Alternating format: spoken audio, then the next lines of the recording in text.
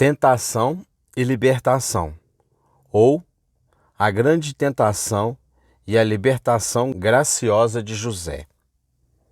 Gênesis capítulo 39, versículo 12. E ele deixou a sua capa na mão dela e fugiu e saiu. É nosso dever não apenas evitar aquelas coisas que são pecaminosas em si mesmas, mas também, até onde for possível, aquelas coisas que levam e expõem ao pecado. Temos aqui, e no contexto, um relato daquele comportamento notável de José na casa de Potifar, que foi a ocasião tanto de sua grande aflição, quanto de seu alto avanço e prosperidade na terra do Egito.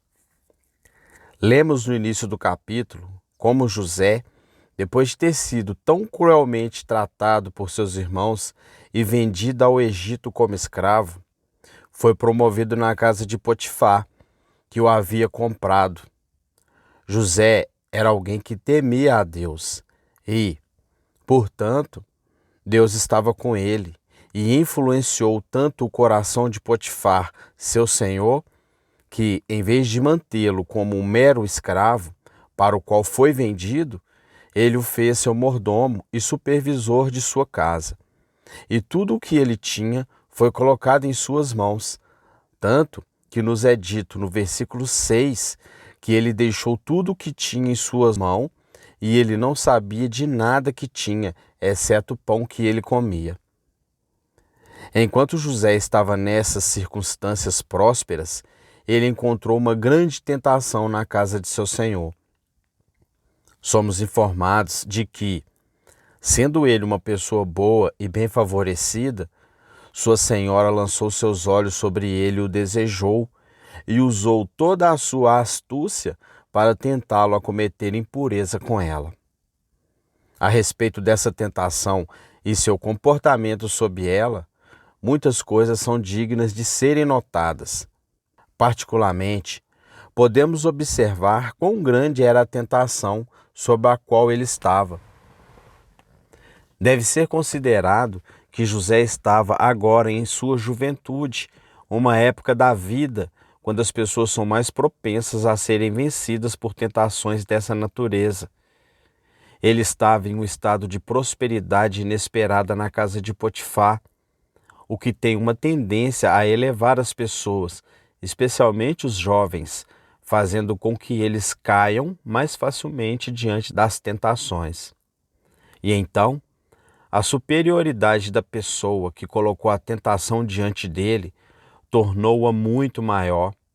Ela era sua amante e ele um servo sob ela. E a maneira como ela o tentava.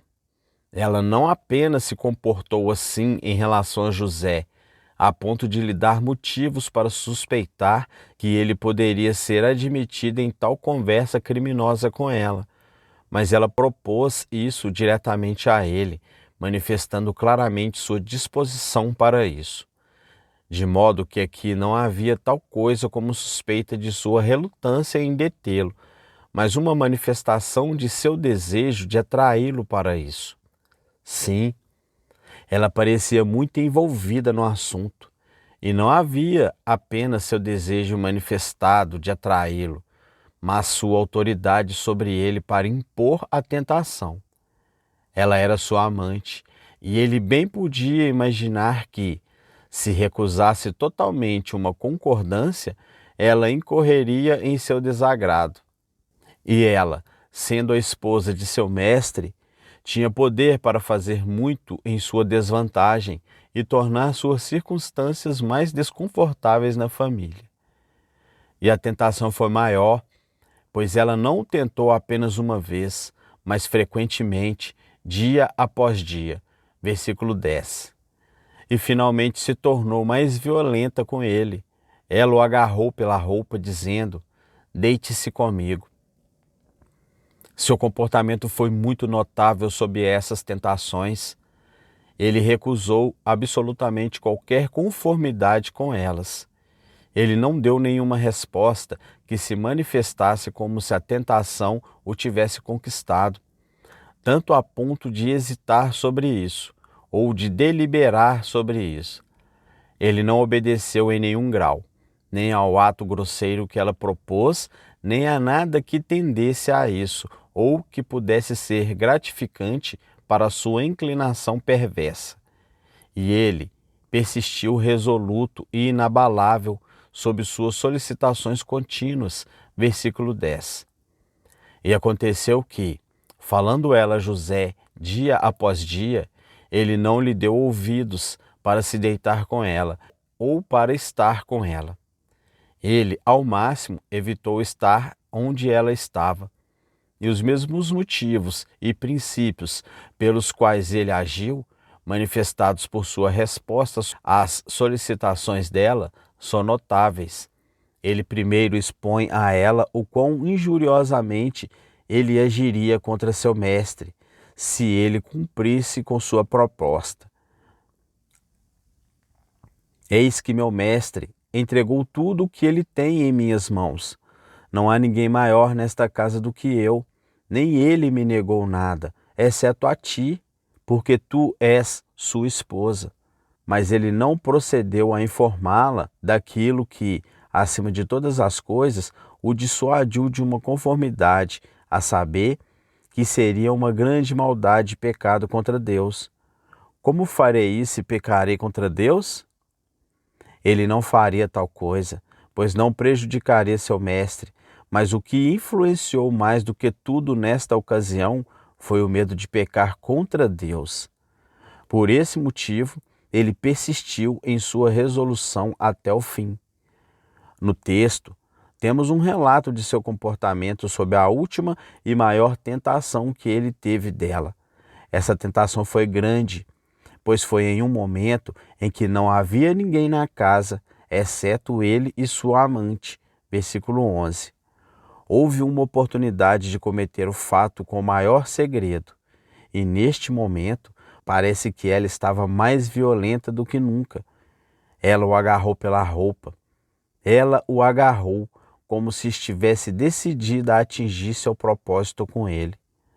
Sob essas circunstâncias, ele não apenas a recusou, mas fugiu dela, como teria feito de alguém que iria assassiná-lo. Ele escapou quanto à sua vida. Ele não apenas não seria culpado de tal fato, mas também não estaria de forma alguma na casa com ela, onde ele estaria no caminho de sua tentação. Este comportamento de José é, sem dúvida, registrado para a instrução de todos. Portanto, das palavras que observarei, é nosso dever não apenas evitar aquelas coisas que são pecaminosas, mas também, tanto quanto possível, aquelas coisas que levam e expõem ao pecado. Porque devemos evitar o que tende ao pecado? Assim fez José. Ele não apenas se recusou a cometer impureza com sua amante, que o seduziu, mas se recusou a estar lá, onde ele deveria estar no caminho da tentação. Versículo 10. Ele se recusou a deitar-se ao lado dela ou estar com ela. E no texto somos informados, ele fugiu e o tirou. De forma alguma estaria em sua companhia. Embora não fosse pecado em si para José estar na casa onde sua amante estava, mas sob essas circunstâncias o exporia ao pecado. José estava ciente de que ele tinha naturalmente um coração corrupto, que tendia a atraí-lo ao pecado, e, portanto, ele de forma alguma estaria no caminho da tentação, mas com pressa ele fugiu, ele correu do lugar perigoso. Na medida em que ele foi exposto ao pecado naquela casa, ele fugiu dela com tanta pressa como se estivesse em chamas ou cheio de inimigos que estavam prontos com espadas desembainhadas para apunhalá-lo no próprio coração. Quando ela o pegou pela vestimenta, ele deixou sua vestimenta nas mãos dela. Ele preferia perder sua vestimenta do que ficar um momento ali, onde ele estava em tal perigo de perder sua castidade. Eu disse que as pessoas devem evitar coisas que expõem ao pecado, tanto quanto possível, porque é possível que as pessoas sejam chamadas a se expor à tentação, E quando isso acontece, elas podem esperar por força e proteção divinas sob tentação. Pode ser dever indispensável de um homem assumir o ofício ou uma obra, acompanhado de muita tentação. Assim, normalmente um homem não deve correr para a tentação de ser perseguido pela religião verdadeira, para que a tentação não seja muito dura para ele, mas deve evitá-la tanto quanto possível. Portanto, Cristo assim orienta os seus discípulos, Mateus capítulo 10, versículo 23. Quando fordes perseguidos numa cidade, fugi para outra. No entanto, o caso pode ser assim, que um homem pode ser chamado não para fugir da perseguição, mas para correr o risco de tal provação, confiando em Deus para sustentá-lo sob ela. Ministros e magistrados podem ser obrigados a continuar com seu povo em tais circunstâncias, como Neemias diz, Neemias capítulo 6, versículo 11. Deve um homem como eu fugir? Assim, os apóstolos. Sim, eles podem ser chamados para ir para o meio dela, para aqueles lugares onde eles não podem esperar razoavelmente, mas para encontrar tais tentações. Então Paulo subiu a Jerusalém, onde sabia de antemão que ali o aguardavam cadeias e aflições. Atos capítulo 20, versículo 23. Assim, em alguns outros casos, a necessidade de negócios pode convocar os homens a se envolverem em algum negócio que é peculiarmente acompanhado de tentações. Mas quando é assim, eles são de fato menos expostos ao pecado, pois eles estão sempre mais seguros no caminho do dever. Provérbios capítulo 10, versículo 9. Aquele que anda na retidão anda seguro. E embora haja muitas coisas pelas quais eles podem ter tentações extraordinárias nos negócios que empreenderem, ainda assim, se eles têm um chamado claro, não é presunção esperar por apoio divino e preservação nele. Mas, para as pessoas se exporem desnecessariamente à tentação e fazerem aquelas coisas que tendem ao pecado, é injustificável e contrário ao excelente exemplo estabelecido diante de nós, e que devemos evitar não apenas aquelas coisas que são em si mesmas pecaminosas, mas também aquelas coisas que levam e expõem ao pecado. É manifesto pelos seguintes argumentos. Primeiro, é muito evidente que devemos usar nossos maiores esforços para evitar o pecado, o que é inconsistente com fazer desnecessariamente aquelas coisas que expõem e levam ao pecado. E quanto maior for qualquer mal, maior cuidado e mais esforços sinceros são necessários para evitá-lo. Aqueles males que nos parecem muito grandes e terríveis, usamos proporcionalmente grande cuidado para evitar. E, portanto, o maior mal de todo requer o maior e máximo cuidado para evitá-lo. O pecado é um mal infinito, porque cometido contra um ser infinitamente grande e excelente, é assim uma violação de obrigação infinita. Portanto, por mais que seja nosso cuidado para evitar o pecado, ele não pode ser mais do que proporcional ao mal que queremos evitar. Nosso cuidado e esforço não podem ser infinitos, assim como o mal do pecado é infinito. Devemos usar todos os métodos que tendem a evitar o pecado. Isso é manifesto à razão, e não somente a isso, mas isso é positivamente requerido de nós na palavra de Deus. Tomai diligentemente cuidado em cumprir o mandamento e a lei que Moisés, servo do Senhor, vos ordenou, de amar ao Senhor vosso Deus, e andar em todos os seus caminhos, e guardar os seus mandamentos, e apegar-vos a ele, e servi-lo com toda a vossa alma. Deuteronômio capítulo 4, versículo 15 e 16. Portanto, guardai-vos bem de vós mesmos, para que não vos corrompais. Capítulo 12, versículo 30. Tomai cuidado contigo mesmo, para que não te enlaces. Lucas, capítulo 12, versículo 15. Toma cuidado e guarda-te da avareza. 1 Coríntios, capítulo 10, versículo 12. Aquele que pensa estar em pé, veja que não caia. Tome cuidado contigo mesmo, guarda bem a tua alma. Estes e muitos outros textos das Escrituras claramente exigem de nós a máxima diligência e cautela possíveis para evitar o pecado. Mas como se pode dizer que ele usa a máxima diligência e cautela possíveis para evitar o pecado, que voluntariamente faz aquelas coisas que naturalmente expõem e levam ao pecado? Como se pode dizer que ele, com a máxima cautela possível, evita um inimigo que voluntariamente se coloca em seu caminho? Como se pode dizer que ele usa a máxima cautela possível para preservar a vida de seu filho, que o deixa ir à beira de precipícios ou poços, ou brincar nas bordas de um abismo profundo, ou vagar em uma floresta que é assombrada por animais predadores? Segundo, é evidente que devemos evitar aquelas coisas que expõem e levam ao pecado, porque um devido senso do mal do pecado e um ódio justo a ele necessariamente terão este efeito sobre nós, para nos fazer assim fazer. Se fôssemos devidamente sensíveis à natureza maligna e terrível do pecado, teríamos um favor excessivo dele em nossos espíritos.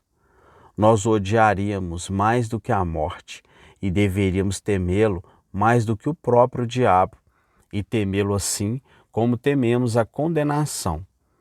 Mas aquelas coisas que os homens temem excessivamente, eles naturalmente evitam, e eles evitam aquelas coisas que eles aprendem que lhes exponham. Como uma criança que ficou muito aterrorizada pela visão de qualquer animal selvagem, de forma alguma será persuadida a ir onde ela aprende que ele cairá em seu caminho. Assim, como o pecado em sua própria natureza é infinitamente odioso, em sua tendência natural ele é infinitamente terrível. É a tendência de todo pecado eternamente destruir a alma. Todo pecado naturalmente carrega o inferno em si. Portanto, todo pecado deve ser tratado por nós como trataríamos uma coisa que é infinitamente terrível. Se qualquer pecado, sim, o menor pecado, não necessariamente traz consigo a ruína eterna, isso se deve a nada além da livre graça e misericórdia de Deus para conosco, e não à natureza e tendência do pecado em si.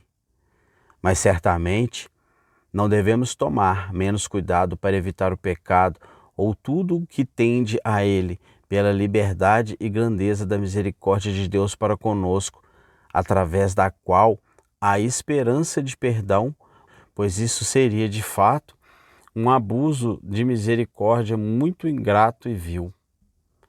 Fosse-nos dado a conhecer que, se alguma vez cometêssemos voluntariamente qualquer ato particular de pecado, seríamos condenados sem qualquer remédio ou escape.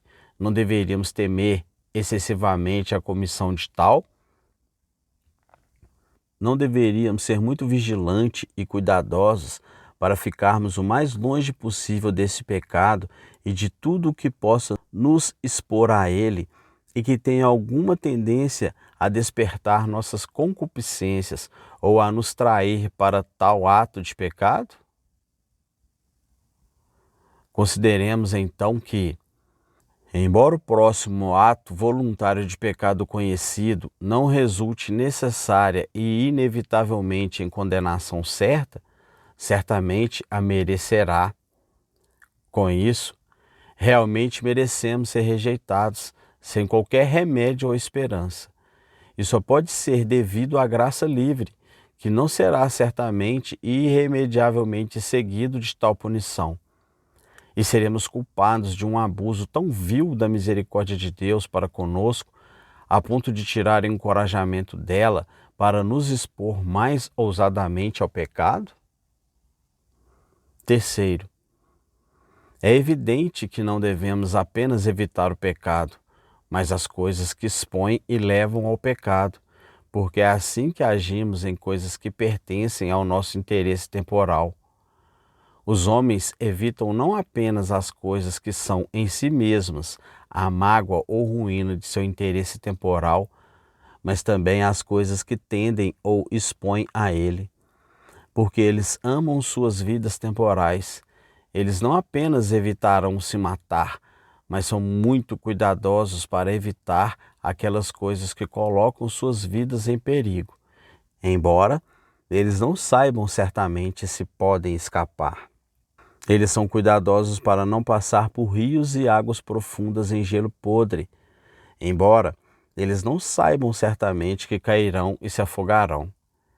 Eles não apenas evitarão aquelas coisas que seriam em si mesmas a ruína de suas propriedades, como incendiar suas próprias casas e queimá-las com sua substância, pegar seu dinheiro e jogá-lo no mar, mas eles cuidadosamente evitam aquelas coisas pelas quais suas propriedades são expostas. Eles têm seus olhos sobre eles, são cuidadosos com quem lidam, são vigilantes para que não sejam ultrapassados em suas barganhas e para que não se exponham a patifes e pessoas fraudulentas. Se um homem estiver doente de uma doença perigosa, ele tem o cuidado de evitar tudo o que tende a aumentar a desordem, não apenas o que ele sabe ser mortal, mas outras coisas que ele teme que possam ser prejudiciais a ele. Os homens costumam cuidar de seus interesses temporais dessa maneira, e, portanto, se não formos tão cuidadosos para evitar o pecado, como somos para evitar danos em nossos interesses temporal, isso mostrará uma disposição indiferente com relação ao pecado e ao dever, ou que não nos importamos muito, embora pequemos contra Deus. A glória de Deus é certamente de tanta importância e preocupação quanto nosso interesse temporal. Certamente, devemos ser tão cuidadosos para não sermos expostos ao pecado contra a majestade do céu e da terra. Quantos homens costumam ser de algumas libras? Sim, as últimas são apenas meras ninharias comparadas com as primeiras. Quarto, costumamos fazer isso com os nossos queridos amigos terrenos. Não apenas somos cuidadosos com aquelas coisas em que a destruição de suas vidas ou sua mágoa e calamidade em qualquer aspecto consistem diretamente, mas são cuidadosos para evitar aquelas coisas que remotamente tendem a isso. Temos o cuidado de evitar todas as ocasiões de sua perda e somos vigilantes contra aquilo que tende, de qualquer forma, a privá-lo de seu conforto ou bom nome. E a razão é porque eles são muito queridos para nós. Dessa maneira, os homens costumam ter cuidado com o bem de seus próprios filhos e temem as aproximações de qualquer maldade a que eles aprendem que estão ou podem estar expostos. E deveríamos levar a sério se nossos amigos não fizessem isso conosco. E certamente devemos tratar Deus como um amigo querido. Devemos agir em relação a Ele como aquele que tem um amor sincero e consideração não fingida por Ele. E assim devemos vigiar e ser cuidadosos contra todas as ocasiões daquilo que é contrário à sua honra e glória. Se não temos temperamento e desejo de fazer isso, isso mostrará que, quaisquer que sejam nossas pretensões, não somos amigos sinceros de Deus e não temos amor verdadeiro por Ele. Se fôssemos ofendidos por alguém que professou amizade conosco e eles nos tratam dessa maneira e não foram mais cuidadosos com os nossos interesses, certamente Deus pode ser justamente ofendido que não somos mais cuidadosos com a sua glória. Quinto, gostaríamos que Deus, em sua providência para conosco, não ordenasse aquelas coisas que tendem a nos machucar ou expõem nossos interesses. Portanto, certamente devemos evitar aquelas coisas que levam ao pecado contra Ele. Desejamos e amamos ter a providência de Deus para conosco, de modo que nosso bem-estar possa ser bem garantido. Nenhum homem gosta de viver exposto, incerto e em circunstâncias perigosas. Enquanto ele é assim, ele vive desconfortavelmente, pois vive em medo contínuo. Desejamos que Deus ordene as coisas a nosso respeito, para que estejamos a salvo do medo do mal, e que nenhum mal se aproxime de nossa morada, e isso porque tememos a calamidade. Portanto, não amamos a experiência e as abordagens dela, e amamos tê-la a uma grande distância de nós. Desejamos que Deus seja para nós como um muro de fogo ao nosso redor, para nos defender, e que Ele nos cercaria como as montanhas cercam os vales, para nos proteger de todo perigo ou inimigo, para que nenhum mal se aproxime de nós. Agora, isso mostra claramente que devemos, em nosso comportamento para com Deus, manter uma grande distância do pecado e de todos aqueles expostos a ele, como desejamos que Deus, em sua providência para nós, mantenha a calamidade e a miséria a uma grande distância de nós, e não ordene aquelas coisas que expõem nosso bem-estar.